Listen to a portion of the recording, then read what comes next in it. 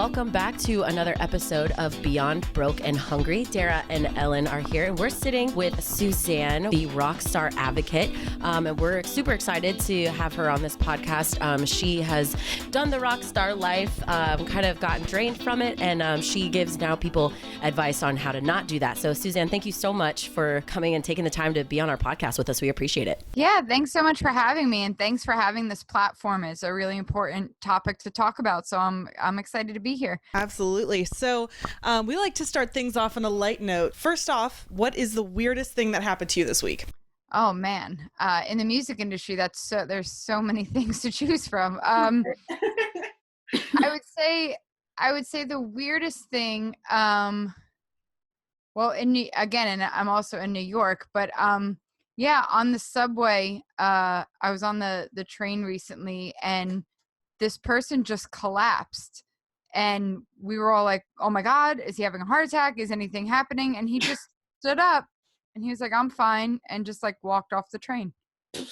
Oh my And it was like, I feel like you should wait for somebody to check you out. But he didn't think that there was anything wrong with collapsing on the ground. And I guess he didn't want to hold people up. So he just walked away. And nobody seemed that concerned. They were like, oh, another day in New York. Love it. Right on. All right. Well, how about you tell us a little bit about yourself? How did you get into the music industry? Sure. So, not to take it too far back, this will be brief, but when I was 12, I saw Behind the Music on VH1 with, it was about Def Jam with Russell Simmons, Rick Rubin, Leora Cohen.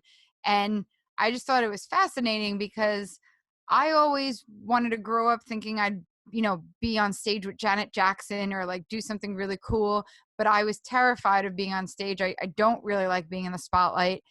But to me, that was the only way to like be around music and musicians and all of that. And when I saw that Behind the Music, I was like, oh my gosh, like, yeah, that's right. There's a whole business behind it. And like, I could do that. And so then that became like my passion, and I started reading up about it. And when I was 17, I found out about Drexel University, and they were just coming out with their brand new music industry program, and they were looking for students. So I got into that program, and we started Mad Dragon Records. It's a student-run label that still runs today. And it was we got to create everything. We got to create the curriculum. If we didn't like a teacher, we got them fired. Sorry, guys. And we really got to for 18-year-olds. Yeah, it's like way too much power than we should have had, but we really got to shape the, how we wanted to learn and who we wanted to learn from. And it was a really cool, I love that I was there at the time I was there. And in order to graduate, you needed 2 years of internships. And so a friend of a friend got me an internship at Atlantic Records, and they only needed me 4 hours a day. So I stayed 8-10 hours a day if they, if I go to a different department, see if anybody else needed help. And I really just hung out there until they made me go home. It's time for you to leave. Yeah. Like, okay, weirdo, please go home. We all want to go home. And it was just a really interesting time. I mean, I was there when Little Kim went to jail. So, I mean, I got to help record T.I.'s message to her to keep her head up while she was in jail. I was there when ODB passed away. Missy Elliott was coming back with her first album after Aaliyah had passed. I mean, and I grew up on hip hop. I'm Queens born and raised, and I loved every minute of it. And it was so much fun. If I could make a living being an intern, I would still be an intern at Atlantic Records. And it was great. And when for the 2 years, anytime I'd go back to Philly for college, they said, hey, well, we're under Warner Brothers, and we could use some college reps and get a street team together and help promote our artists while you're in Philly. And so that's what I did for 2 years. And when one of my bosses moved to AstroWorks, I was a junior, and he said, I could really use you at AstroWorks. It's too bad you got another year left. And I said, well, what if I didn't? And he said, well, then call me. So I spoke to my advisors, and my junior year, I was able to double up on my classes, and I got out early so I could take the job at AstroWorks. And I had my own office, and I was like 20, 21 years old working at a label. And I thought it was like, I was like, wow, my dreams came true. This is everything I always wanted it to be. And every day was miserable. Like I hated it so much. And nothing against Astroworks. It really wasn't, I don't know what I thought it was going to be, but it just wasn't that. It was a lot of selling, a lot of like, negotiating, running deals, trying to beg people to get those artist CDs in their stores. And, those stores were closing. It was Tower Records and Sam Goody. And they were all like, no, we're trying to get rid of our inventory. We don't want to, buy more product. And it was just really a stressful time to be on the retail end of things. It was 2006, and it was, just rampant with retail stores closing. So it just wasn't my thing. And that's kind of when I started to put my foot into, I actually got to meet Russell Simmons, and I told him of my quandary. And I said, you're the reason I'm in this business, but, everything's falling down around me, and, should I go do my own thing? And he was like, stop asking permission. Like, stop waiting for people to tell you to do things. Just go do it and figure it out. And then I was like, yes, sir. And so like, that's what I started doing. So I just started learning how to create businesses and offer services, figure out what works, what doesn't work, how can I help artists? And that's kind of how the journey began. That's awesome. On your website, you were talking a little bit about burnout. So what did that look like for you? Oh, yes. Burnout. So, I mean, when I worked at the labels, from the very first job I ever had, it was, if you yawned, it was stop complaining, stop yawning, stop, that's a sign of weakness. That's a sign of you don't want this enough.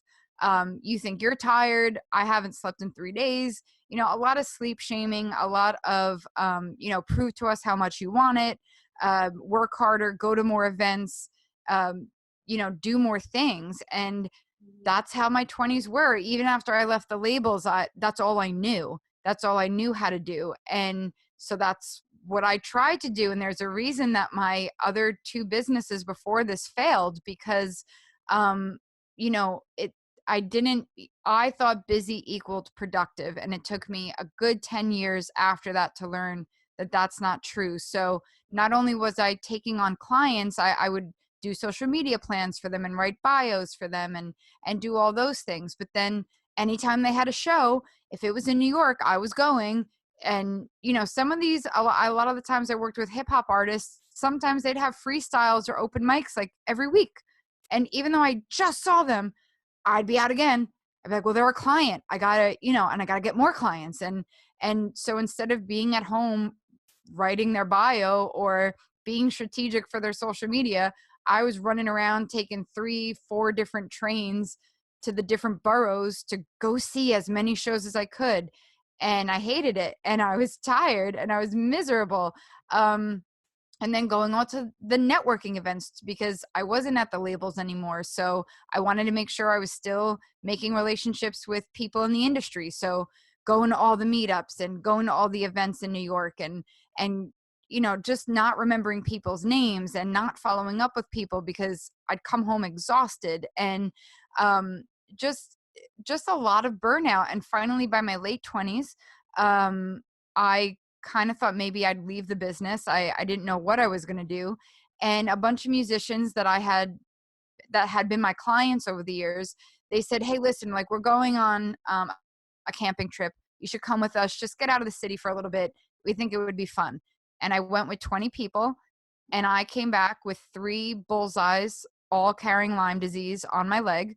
Oh And my gosh. nobody else came back with anything. And I got Lyme disease at 28, and it knocked me out. And I mean, there were days I couldn't sit up in bed. I'd get very sensitive to light and sound. I still am. So going to people's shows was kind of not at the top of my list. And I was angry, and I was resentful, and I was like, I can't believe that, what like, I'm trying to build a career. How can this be happening? But I decided to take a breath.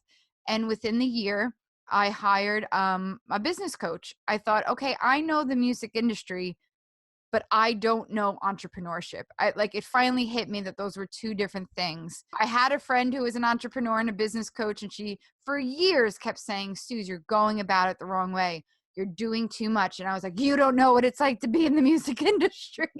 Right. Yeah. And finally it was like, okay, maybe she's onto something. Sure. Let's work together. In 4 months, got out of full-time business.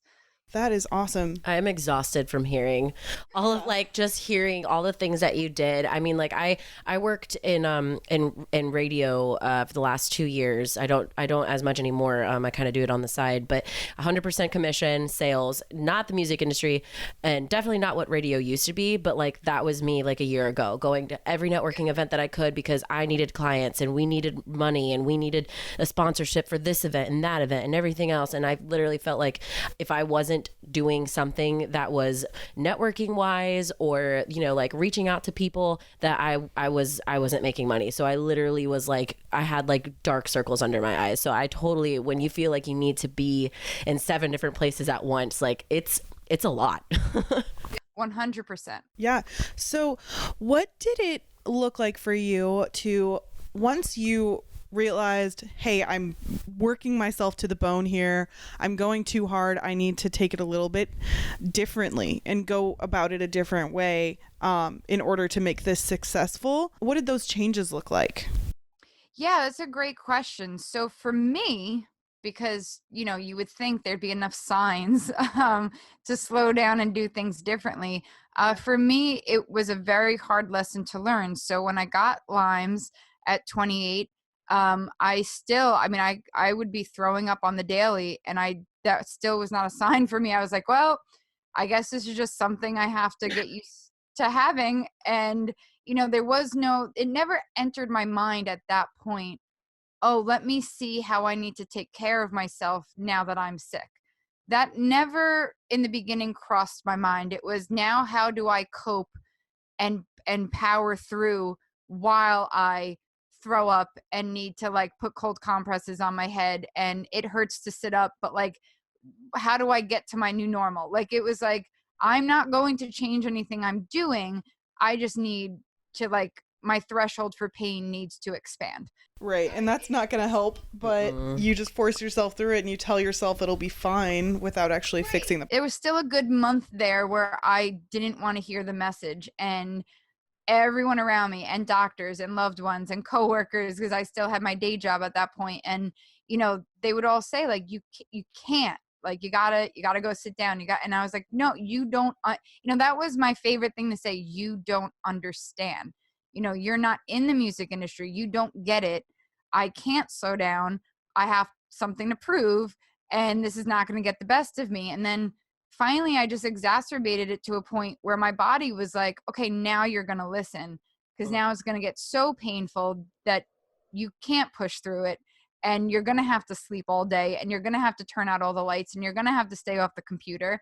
And then it became my business coach telling me, hey, you just invested a lot of money in me, and so now you got to trust me. And even in the beginning of our working relationship, she'd tell me things and I'd say, oh, Jordana, I know you're really successful, but you don't get it. And she's like, you got to stop saying that, and you have to trust me because you're not getting it. And so I did. I had to really acquiesce and let her, whatever she said then, I took as scripture. And I did whatever she told me to do, including, she'd say, you can only work 4 hours today, or, you can only have this as your goal this week, nothing else. And, she had to force me to slow down. And then all of a sudden I was getting more clients, and I was making more money, and I was doing my work correctly the first time and not having to do it over, and feeling good about myself. And I was getting up out of bed without an alarm clock. And, everything started to shift once I could trust it, but it took me a long time to trust it. I'd love for you to touch on a little bit more about when you slowed down.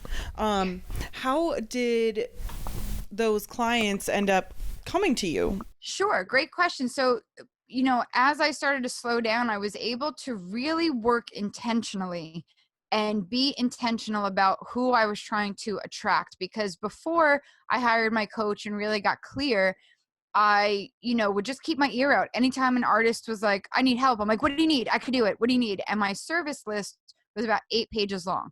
And you could get a bio, you could get an EPK, I could do your social media. And I didn't like doing any of those things, but I knew how to do them.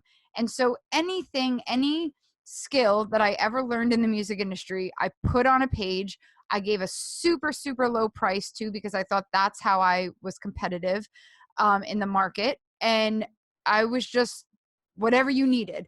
And when you do that, people then don't know where to put you. So the desperate clients who just see that you have really low prices are just like, oh yeah, sure. Okay, thanks. I'll just pay her a little bit of money. She can do everything. And it's like a one-stop dollar store basically. But the good clients, the ones that are going to be in it to win it, the ones that are serious about their careers and want to do good work and have good work done, they weren't coming to me because I was giving out this message of, I'm desperate for your money, I'll do anything, and I'm not really an expert in anything, even though I was, but I wasn't showcasing that. I was just trying to be the Renaissance woman that could do everything. And people get that. Like when they see that you offer everything, they think, whether it's subconscious or otherwise, well, then what can they be really good at? They're probably just kind of good at a lot of things rather than really good at one thing. And my business coach pointed that out, and she's like, you got to streamline what you offer. Like you offer 3 services right now. Like, what are the 3 things you're going to offer, and let them all revolve around one main thing. And she helped me get super clear. By that point, I had already gone back to school for my master's in psychology. And at that point, but right before I hired her, I was ready to quit the music industry and become a school social worker. And Wow. yeah, like talk about turning, like doing a 180. And I said to her, well, that really wasn't happening for a myriad of personal reasons. And I said, I don't know, I still feel called to the music industry, but I've got this master's now, and I don't really know how to combine them. And she said, what would you want to do if nothing was in your way? There was no, like, and I said, I don't know, kind of what I want to do doesn't really exist. Like, I don't even know if it's possible. And she's like, who cares? Like, what do you want to do?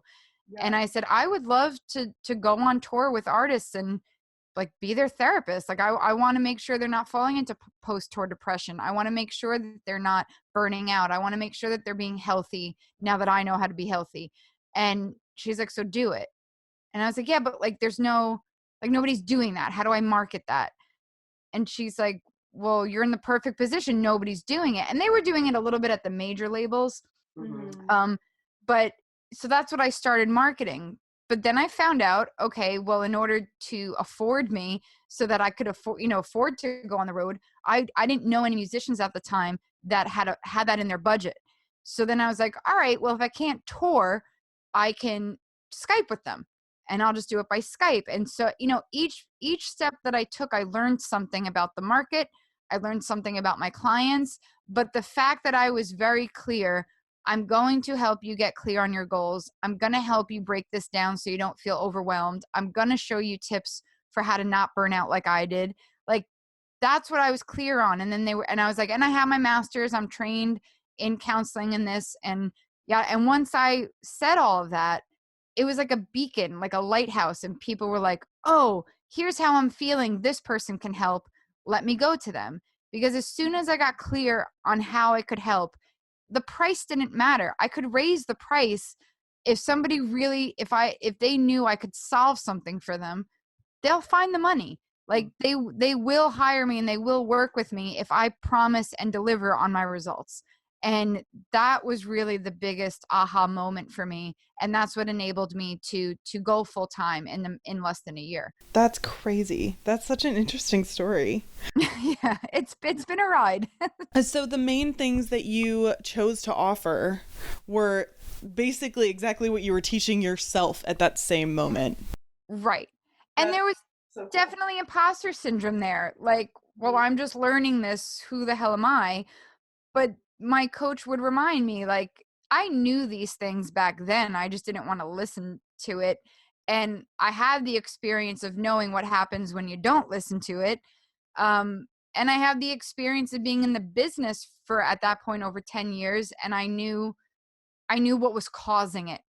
So that, I know that when you start something new, that imposter syndrome is like real loud, but you got to remind yourself that there's more to it than just how long have you been teaching it. It's like, how long have you been living it? Mm-hmm. Yeah, absolutely. So what are some of your biggest tips that you give to artists, and say you're on the road with somebody and they're just having anxiety attacks all the time and they're not budgeting well and they're just a little bit of a mess? What are the first things that you move them past that? Sure. So one of the things, it all starts with mindset. I mean, your perspective and your mindset is more powerful than you can ever imagine.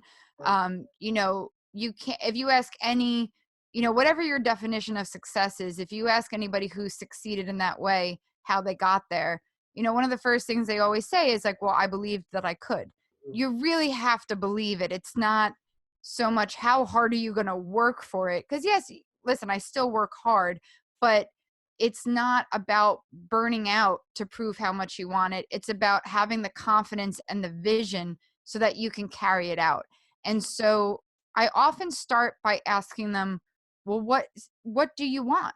What does your career look like? Because a lot of the times the things that they're anxious about, or the things that are overwhelming to them, more often than not, and this might surprise a lot of people, and it often surprises my clients until they realize it, they're following somebody else's dream, and they don't get like, oh, I got to do all these YouTube videos and I hate being on YouTube and it's making me so anxious and I don't want to do it. And like, I have panic attacks about it, or I drag my feet, and it's like, well, why are you doing YouTube? Well, somebody told me that that's how you build an income stream. You have to monetize YouTube. And it's like, well, yes, absolutely. I know lots of people who have successful careers on YouTube, but what do you want?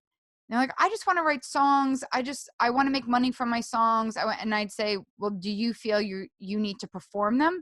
No, I mean, I don't care if I give my songs to somebody else. I love writing. That's what I love to do. I was like, well, then why are you on YouTube? Why aren't you focusing on songwriting and getting a publisher and working towards networking and looking into licensing and, and working with other artists who do love to perform, and seeing if you two can collaborate? And they just kind of look at you like, well, I never thought about what I wanted. There's just all these talking heads on the internet telling me, like my coach used to say, should is a 4-letter word. And she taught me very quickly, get rid of the word should, because you hear all the time, you should do this, you should do that. Well, do you want to? Like, is that what you want to do? And so I try to first start there. What do you want and what needs to happen to get there? The other thing I think a lot of people fall into a trap is they think about the how too much. So they get a goal in mind. It feels super big to them. They don't know how they're going to get there, or they're afraid thinking about how they're going to get there. What if I'm wrong about the how? So then they don't get started at all. And what I've learned over the years is stop focusing on the how. Just focus on what it is you want and keep breaking it down until until there's something that you could take action on today. Like, break that down into such small pieces that something pops out at you of like, oh, well, I could do that right now. I could get started on that piece of it. And you have to start taking action in order for the how to reveal itself. This isn't about, goal setting is not about being a psychic. Goal setting is about getting clear so that you could take the first steps.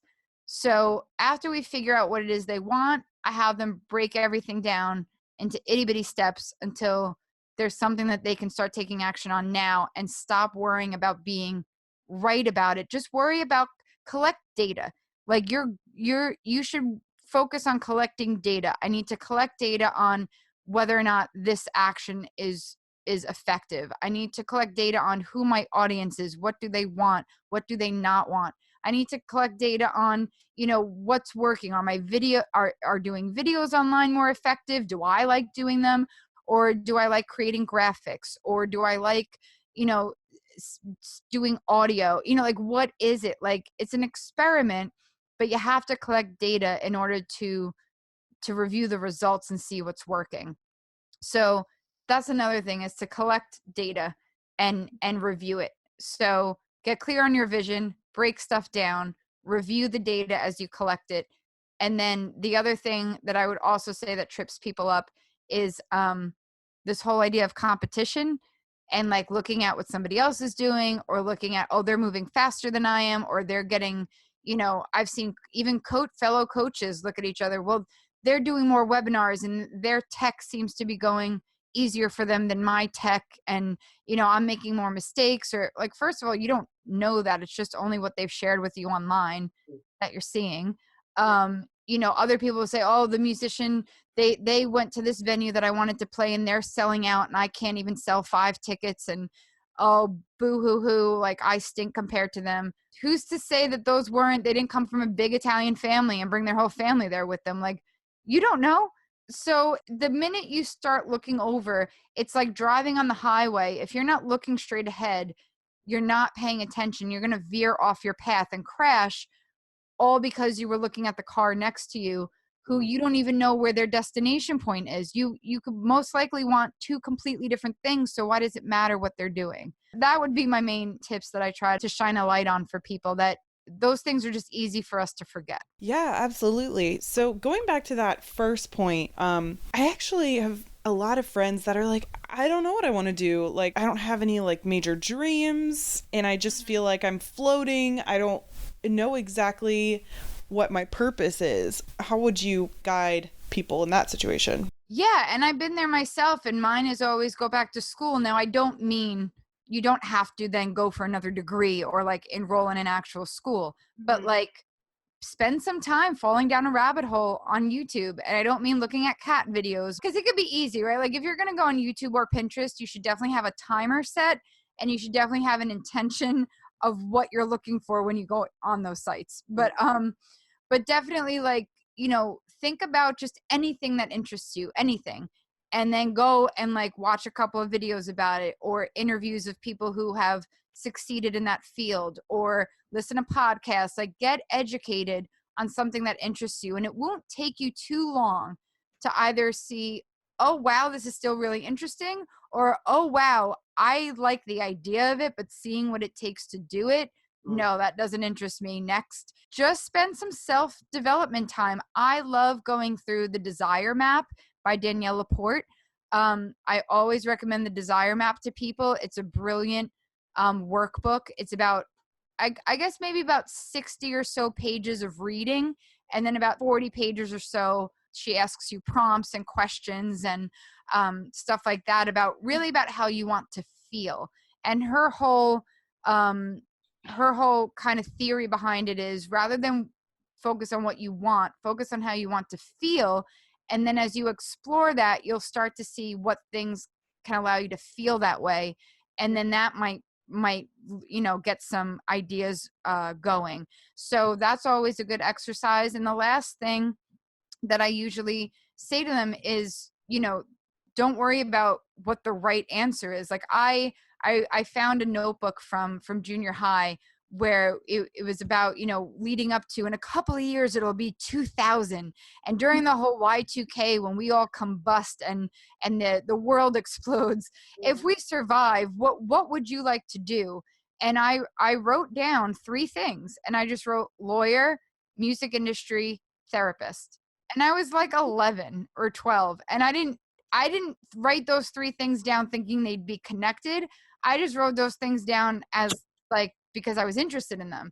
And so my day job for almost 7 years was as a paralegal, and I took a lot of law classes. I don't have my law degree, but I am very familiar with contracts and with copyright law and with all those things, because I'm interested in it.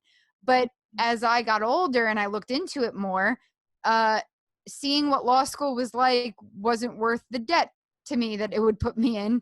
I didn't love it enough to go into that amount of debt, so I didn't do it. But then I was like, well, I love psychology. Like I love it. I could get into a little bit of debt for that. Like I could talk about psychology all day long. And that's what led me to go for my master's. So then I went in and I shadowed a school social worker for a year, and it was amazing and it was very rewarding. But I realized I'm too I'm not built for that. I can't leave my work at work. It would break me every single day. And I don't have the fortitude. God bless those who are social workers. I'm not made for it. And I had to find that out. So find out. It's really just about just exploring, getting educated, and testing things out. Don't worry about having the answer right now. Absolutely. Yeah, that was a really good answer. So what are some of your biggest productivity tips for like keeping everything straight when you have a million things going on, and especially like juggling multiple clients, and how do you keep all that balanced? Sure. So unlike my other answers, I can keep this one real brief because I talk about it every single day. So yeah, first is monotasking, doing one thing at a time. Microtasking, breaking it down into smaller pieces so that, not only can you manage it in your brain a little bit better to take action when something maybe seems like a big project, but it also allows you to manage your time better. So I always use YouTube as an example. If you had to like post a YouTube video and you've got a bunch of errands to run that day and you're like, well, I can't do a YouTube video. Yeah, but if you broke it down, you could write a caption. You could outline what the video was going to be. You could set up the equipment.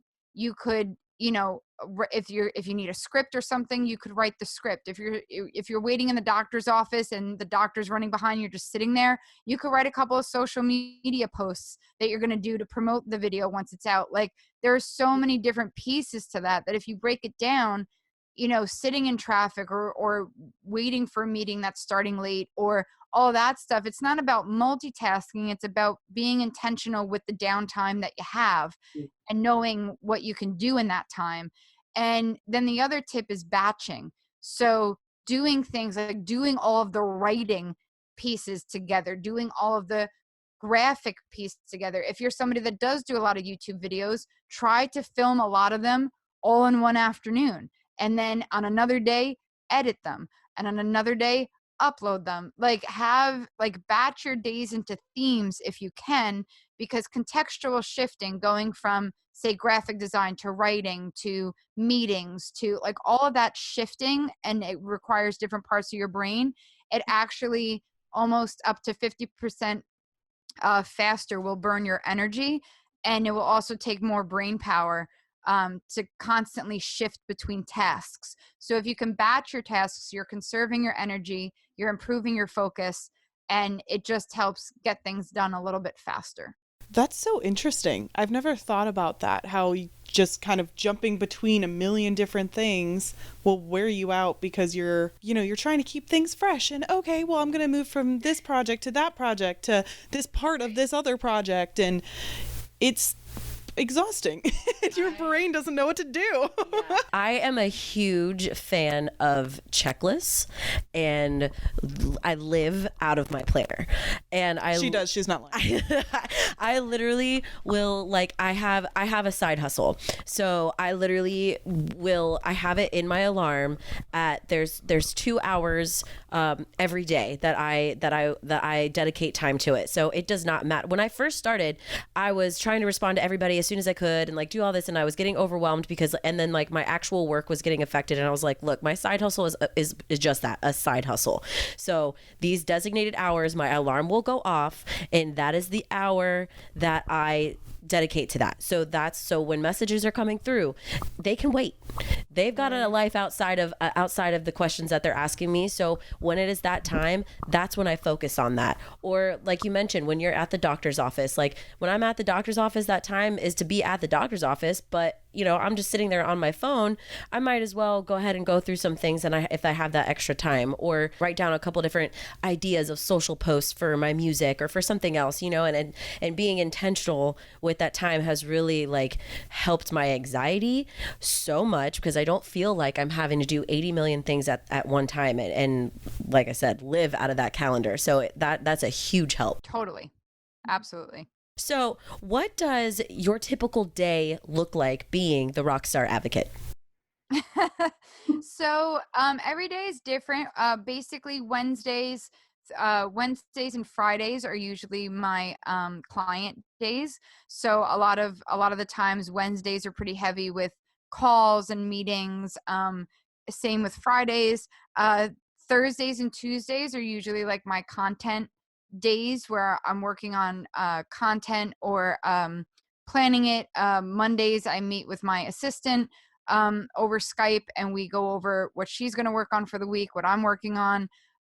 We have a group consulting accountability program. So Rockstar Slackers, because it's on Slack and I love puns. But she checks in with them Mondays, Wednesdays, and Fridays to hold them accountable on their tasks. Thursdays I check in just to see for office hours if people have questions. So I've kind of like each days have their own specific themes, so that I know if somebody needs to schedule something with me, I'm always like, okay, let's try to get it like on a Wednesday or a Friday, or whatever. And obviously, if that doesn't work, or if things are quiet, I can open up my schedule. But that's usually how it is. Where I work from home. I live in a tiny house. I just moved into my new tiny house, and I live with my dog Pepper, and we basically we go for a walk in the morning around 8:00. Like, I'm not a morning person, so I don't really like to start my work before like 10 a.m. unless I absolutely have to, unless a client is in a different time zone where like we have to do a super early call. But I usually start my work around 10, and then I take a break around 3. I might go run some errands, see my grandma who I live nearby, do all that stuff. And then maybe from like 5 to, I don't know, 9, I might do some more work and call it a day. Sometimes if the mood hits me, I might be up at night working if I, want to see friends at night instead of doing the work from 5 to 9. Then I push my work from maybe like 9 to midnight. It really just, I do some very structured work, but I also do some where I have a leeway to be flexible. If I want to go see friends, or if something comes up, I can make that decision there. So I kind of give myself some wiggle room, but I definitely need that structure, at least in the beginning part of the day, to make sure that I'm on track. And I think that's the beauty of kind of owning your own business and being your own boss, is that you have that time flexibility to kind of organize, the second half of your days the way that you want them to be. Right. Mm-hmm. Tell us a little bit more about what exactly the Rockstar Advocate means. You touched on that a bit earlier, but could you expand on what that is? Yeah. And I appreciate you guys asking this, because it's something that I often forget to mention. It wasn't until 3 years into my business that somebody that I work very closely with had said, why do you always put that / in Rockstar? And I was like, well, that's the whole point, right? I always say, like, be the rock for your future star. I was like, you have to be grounded to reach your full potential. And this person had been to every conference with me, had been like, we work pretty closely together, and they were like, well, I did not understand that. And That's I was like, so cool. I love that. yeah. And they were like, get out right now. We were like, that is so great. So but clever. apparently I never talk about it. Yeah. Like, it was so clear to me, and it's like, it's my tagline on the website, or it was, and then they were like, no, you do not make that clear at all to people, and that's really interesting. And I said, oh, okay. And so now I have like the definition on my website, and I try to make it more apparent, and I try to point it out more to people that really, at first, when I was coming up with the business, we thought I'd call myself like the touring advocate. And then when I wasn't touring, or I knew I wasn't going on the road, I was like, they're like, why don't you be like the Rockstar Advocate? And I said, oh, I hate that. I was like, Rockstar is so overused. And they said, all right, well, think about it. My coach was like, let's sleep on it. And then I said, well, if there was a meaning to it, I was like, if we could find like a meaning. And the word rock just kind of jumped out at me as like, grounded. And then I said, oh, well, can we put like a / through it and like show people that it's like two separate things? And she's like, it's your business, do whatever you want. And I said, well, if there's a meaning behind it, I said, yeah, then I like the word rock star. I said, okay, yeah, I'll do that. And so that's how that came about. And what I mean by advocate is that, you know, in the beginning in my other businesses, people would always say, can you manage me? Or can you book my tour for me? Or can you, and it was like, I knew how to do those things, but I didn't want to. And I was trying to describe myself as somebody who, I'm here to support you. I want to cheer you on, but I don't want to give you fish. I want to teach you how to fish. Like I want to be there to show you how to run your career as an entrepreneur, how to see yourself as an entrepreneur, how to see yourself that if you're in this for the long run, this is a business. And, you know, it's all well and good to love your music, and that's the most important part. But there is another important part of like understanding how to monetize it. So, you know, I felt advocate was just the right word to kind of illustrate that I'm here to support you and cheer you on and show you how to do certain things, but I can't want it more than you. You've got to like do it yourself. You've got to build your own team, which can include me, but you've got to put in the work and build the career that you want, because it's not my career, so I'm not going to be the one building it. So yeah, so that's how that came about. Awesome. So we have a few questions that we ask everybody that we kind of want to wrap up with. What does self-care mean to you? To me, it means getting a mani-pedi.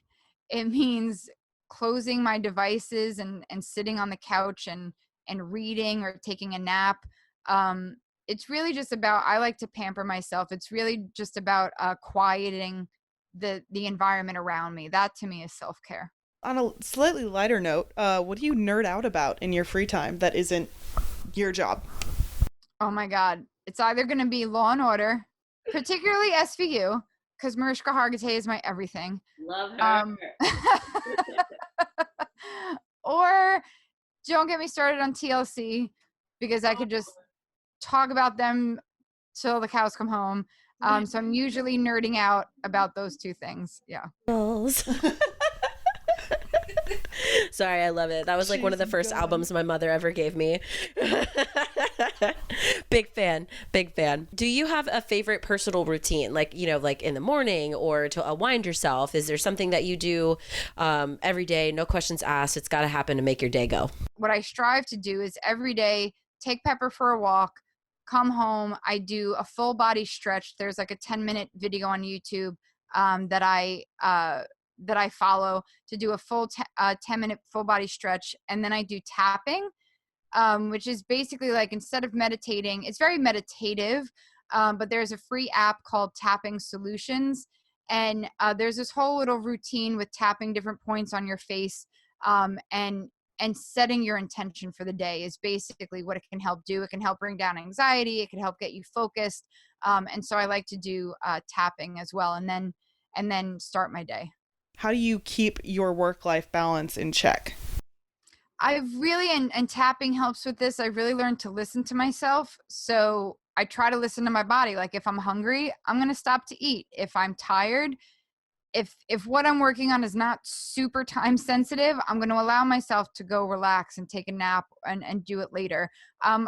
It's hard to trust because I still fall into those burnout habits, but I really try to listen to myself and say, I know you feel like you're under the gun right now, but you know, it's going to feel better if you just take a break right now. So I really try to listen to myself and, really just always, so I have a planner. I have the Rockstar Life Planner, and I've actually sent you both a copy. It's for 2020. It's our 5th year doing it. In it has, you work out your intentions for the week and everything. And I keep that with me at all times, and I go back to it because I find that reflecting on your plans, whether it's like your to-do list for the day or your goal for the month or whatever, if you can continually check back in with yourself at least once a week, that's where I see where my balance is. And I have prompts in the planner for you to rate your balance. Like, how did you feel this area of your life was in this area?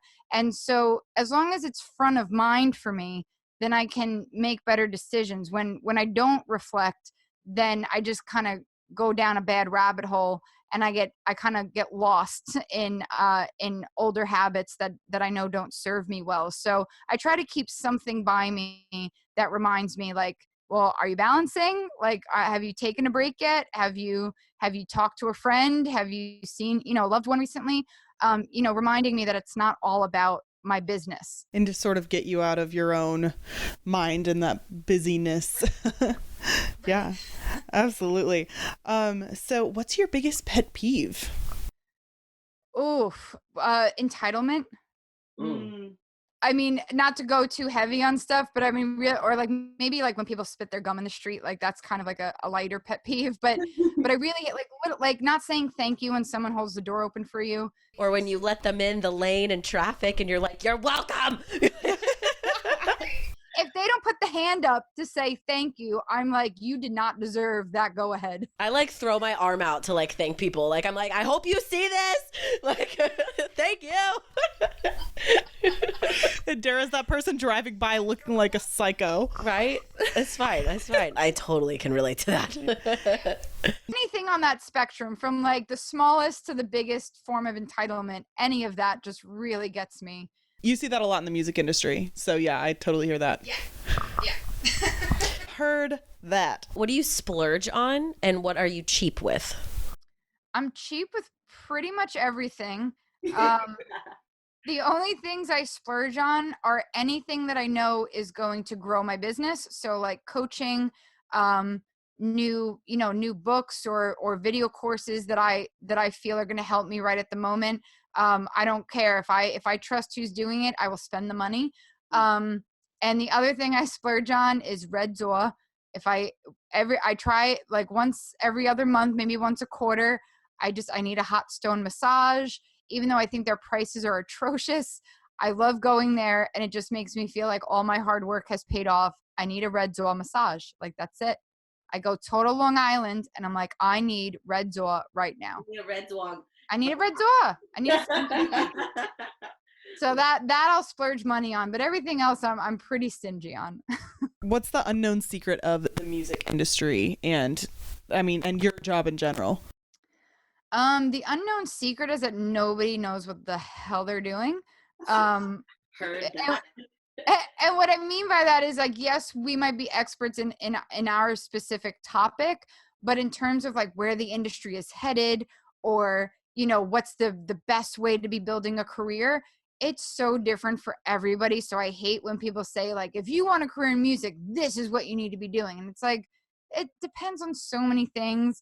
And there's, as soon as you do think that there's like a blueprint, somebody else is going to go against the grain and be super successful. And people are going to be like, how did they do that?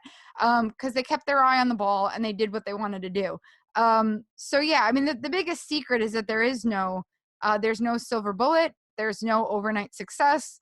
There's no one thing that's going to get you where you want to be. Yeah, it's like there's the people that are super successful being on record labels, and then there's Chance the Rapper who's like, nope, I'm doing it myself and I'm just going to build a team and screw the industry. Yeah. And the people with the record label contracts aren't happy anyway. And it's like, it's all, and the people who are successful are the people who stopped listening to everybody and just, try, like coaches are important. Listening to podcasts like yours are important. Industry education is important, but you have to be able to call it when you're like, no, I'm not going to listen to that. Like you got to know when it doesn't feel right for you. And that's going to make your success and build your path. And that discernment is really, really hard. Sure. Trial by error for sure. So, Suzanne, we have one last question for you. We want to know, who is your favorite band / what's your favorite type of music? Oh, I don't know if I could pick a favorite type because it's all between, mainly it's 90s R&B or it's going to be Broadway show tunes. So it's somewhere between there. But my favorite band, I always got to give it to my guys, Sub Radio. It's Sub-Radio. They're killing it. They're one of my favorite bands, both for who they are as people and that their music is so freaking catchy. It's unbelievable. Every song they come up with, I'm like, this is a single. Like this sounds like a single. And they were nice enough to be the band who does the theme music for my podcast. So I love those guys. I always got to shout them out. Suzanne, thank you so much again for taking the time to sit with us and talk about the Rockstar Advocate and who you are and give some tips. We really appreciate you taking the time to speak with us, and we're very excited to have you on this podcast with us. Thank you so much for having me. I love this podcast, and I look forward to hearing more episodes. Thank you so much. Thank you. Thank y'all so much for tuning in to another episode of Beyond Broke and Hungry. We're halfway through season 1. Next Tuesday, hear from Steve and Mel from Oasis Health Planning. We're going to talk a little bit more about finances and balance in that. Make sure you're following us at Beyond Broke and Hungry and subscribe and share. See you next week.